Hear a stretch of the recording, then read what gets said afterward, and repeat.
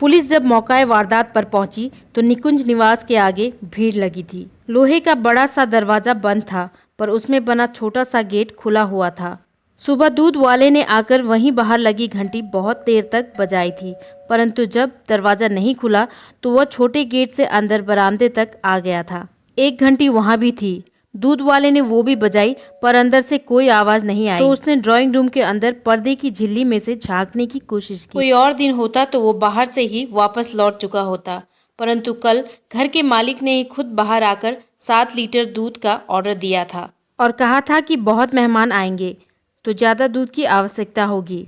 अंदर झांकने में वो सफल रहा, पर नजारा दिल दहलाने वाला था। साहब कुर्सी पर पैर ऊपर रखकर थर-थर कांपते ऐसे बैठे थे जैसे होश आवाज खो चुके थे, और मेम साहब नीचे जमीन पर पड़ी थी। उनके शरीर पर कोई हलचल नहीं थी, शायद वो जीवित नहीं थी। दूध वाला फौरन छोटे गेट से बाहर निकल आया और उसने पड़ोस वाले गुप्ता जी के घर की घंटी बजाकर उन्हें स्थिति से अवगत कराया। उन्होंने बिना आवाज लगाए झांक कर देखा तो दूध वाला सच बोल रहा था। फौरन कुछ पड़ोसियों को एकत्रित करके गुप्ता जी ने पुलिस को सूचना दी। पुलिस के आने तक तो वहां भारी भीड़ एकत्रित हो चुकी थी। पुलिस के अंदर जाकर दरवाजा जोर जोर से पीटने पर कुछ ही मिनट में दरवाजा खुल गया।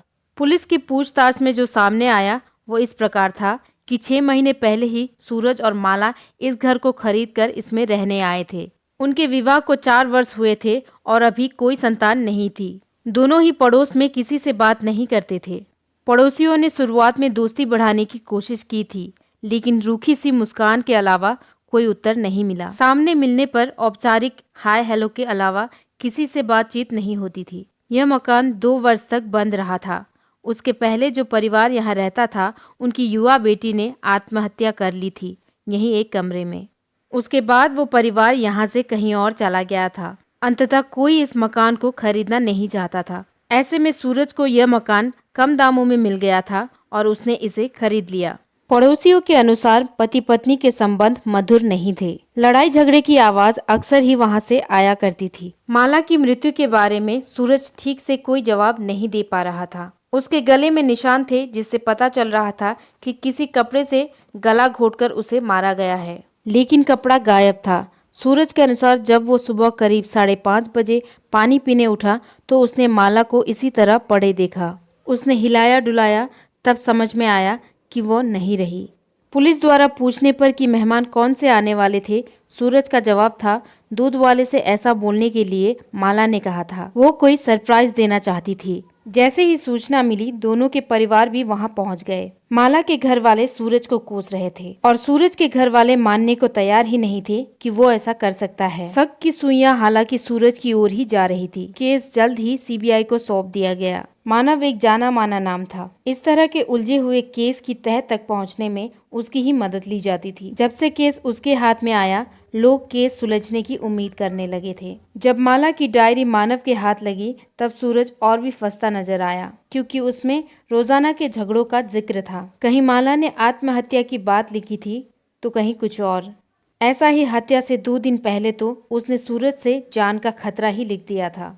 आखिरी पेज पर जब मानव ने ये पढ़ा कि सूरज से 7 लीटर दूध क्यों बोला दूध वाले को, मेरे क्रियाक्रम पर लोग इकट्ठा होने वाले हैं, तो उसका माथा ठनका। अब शक की गुंजाइश कहाँ बची थी। सूरज से सख्ती से पूछताछ की गई, पर उसका कहना यही था कि ऐसा बोलने को माला ने ही कहा था। पूछताछ में ये भी सामने आया कि घर में कई दफा अजीब अजीब आवाजें भी सुनाई देती थी, जिससे माला बहुत डर जाती थी। उसे किसी आत्मा के साये की आशंका भी होती थी। सूरज ने बताया कि आवाजें तो उसे भी सुनाई देती थी, पर इस बात पर मानव ने विश्वास नहीं किया। उसने सूरज से पूछा कि माला डायरी में हर बात लिखती थी, तो उसने डायरी में ये बात क्यों नहीं लिखी। इस पर सूरज ने बताया, माला को मैंने कभी डायरी लिखते नहीं देखा, वो डायरी लिखती थी, ये तो मुझे आपसे पता चला। सूरज ने हैरानी से बोला। मानव ने डायरी निकालकर सूरज को दिखाई।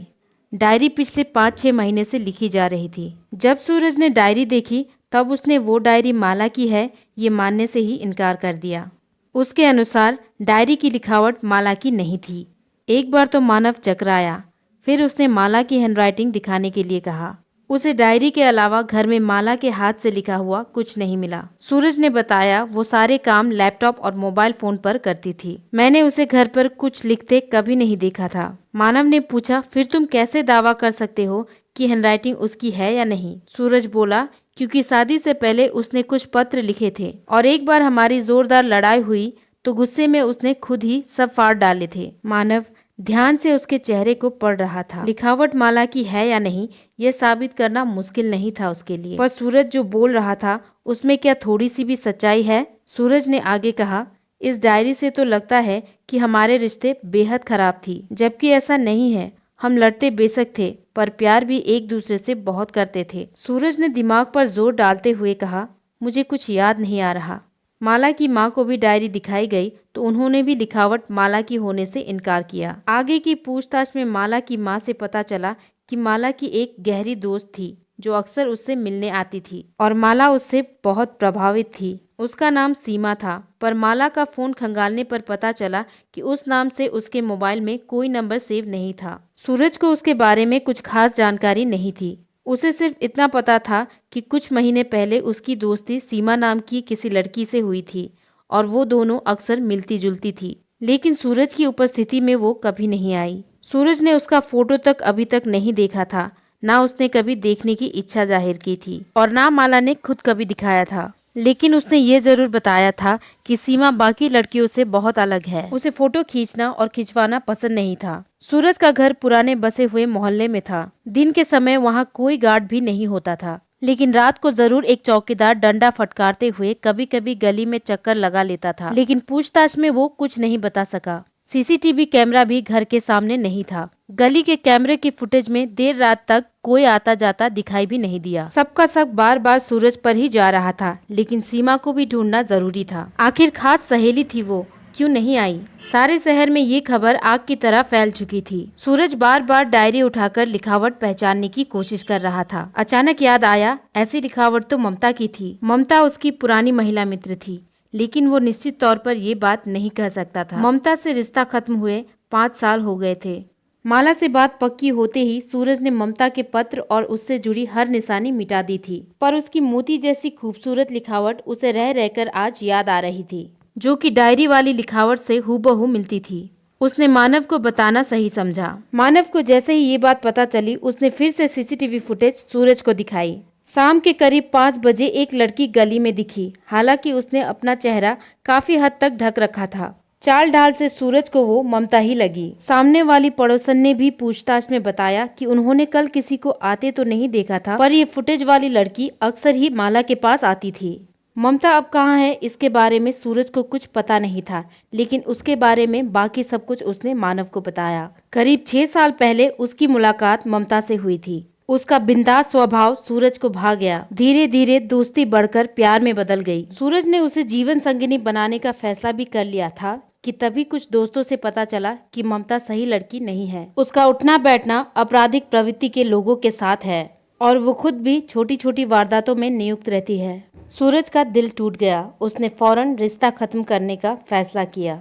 ममता ने बहुत मनाया, बहुत समझाया, खुद को बदलने की बात भी की, पर सूरज दृढ़ निश्चय कर चुका था। कुछ दिन बाद घर वालों ने ही उसके लिए माला को चुना था। 6 महीने रिश्ता तय रहा। इसके दौरान ही माला ने सूरज को कई पत्र लिखा था। शादी के बाद ममता के बारे में सूरज ने माला को कुछ नहीं बताया था और उनके बीच सब ठीक ठाक था। माला को ही किसी ने इस सस्ते दाम पर मिलने वाले घर के बारे में बताया था और सूरज ने इसे खरीद लिया था। पता नहीं कैसे उसे ममता के बारे में भी पता चल गया और तब से झगड़ा शुरू हो गई। यहाँ शिफ्ट होने से पहले माला बहुत मिलनसार भी थी और पिछले पड़ोसियों से उसके रिश्ते भी अच्छे थे। सूरज थोड़ा संकोची था और वो शुरू से ही ज्यादा दोस्त नहीं बनाता था, लेकिन यहाँ आकर माला ने पड़ोसियों से रिश्ते नहीं बनाए। बस उसका सारा ध्यान सीमा की तरफ था। शायद उसी ने उसको ज्यादा दोस्त ना बनाने की सलाह दी हो। ममता का आपराधिक रिकॉर्ड होने की वजह से मानव को उस तक पहुंचने में अधिक वक्त नहीं लगा। पड़ोसियों ने माला की सहेली के रूप में उसकी पहचान भी कर ली। जब पूछताछ की गई तो सारी साजिश की जिम्मेदार वही निकली। इस सब के पीछे सूरज से बदला लेना ही उसका मकसद था।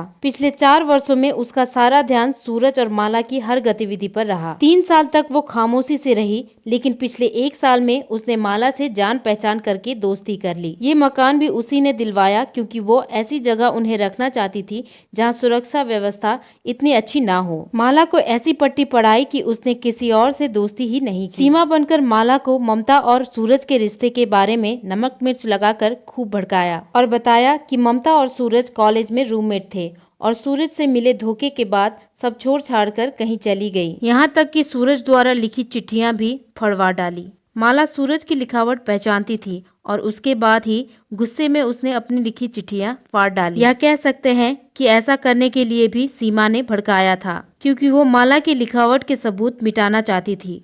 उस घर में किसी की छाया होने का भ्रम भी उसने इसीलिए ही पैदा किया। इसके लिए उसने कभी कभी रिकॉर्ड की हुई सांसों की आवाज और कुछ अन्य आवाज चलाने का इंतजाम किया था। इस सिलसिले में वो उसकी मददगार भी बन रही थी। दूध वाला 7 लीटर दूध इसलिए लाया था कि भूत भगाने के लिए घर में पूजा रखवाई गई थी और सूरज के लिए ये पूजा सरप्राइज थी। सब कुछ योजना बनाकर एक दिन पहले शाम को सूरज के घर पहुंचने से पहले वो प्रसाद के नाम पर नशीली खीर दे गई थी और खाना खाने के बाद सूरज और माला ने वो खीर खाई थी। दोनों गहरी नींद में सो गए। उस दिन वो घर में ही छुपी रही।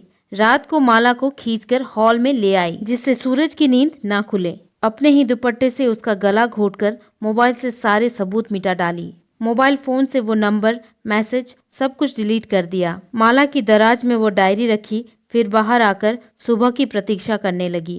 5:30 बजे जब सूरज का नशा टूटा तो उसे प्यास लगी। माला बगल में नहीं थी, उसे लगा वॉशरूम में होगी। पानी लेने वो बाहर आया तो उसकी चीख निकल गई। उसने हिलाकर देखा तो डर कर कुर्सी पर खुद को समेटकर बैठ गया। यह सब ममता ने बाहर से देखा था। जब रोशनी के साथ सड़क पर चहल पहल शुरू हो गई तो चुपचाप छोटा गेट खोलकर निकल गई। उसने पूरी कोशिश की थी कि हत्या के इल्जाम में सूरज फंस जाए और सजा पाए, जिससे उसका बदला पूरा हो सके, पर ऐसा नहीं हो सका। बड़े से बड़ा अपराधी भी कोई सबूत छोड़ ही देता है, और वो तो फिर भी उतनी शातिर नहीं थी। मानव जैसा ऑफिसर सामने था जिसने निर्दोष को सजा मिलने से बचा लिया। सो फ्रेंड्स, आज की स्टोरी आपको कैसी लगी नीचे कमेंट बॉक्स में ज़रूर बताएं। अच्छी लगी हो तो लाइक और शेयर भी ज़रूर करें और साथ ही चैनल को सब्सक्राइब करके बेल आइकन पर प्रेस ज़रूर करें, क्योंकि आगे भी इस चैनल पे आपको मिलती रहेंगी ऐसे ही इंटरेस्टिंग स्टोरीज़। तो मिलते हैं हमारे नेक्स्ट वीडियो में एक नए स्टोरी के साथ। Till then take care and bye bye.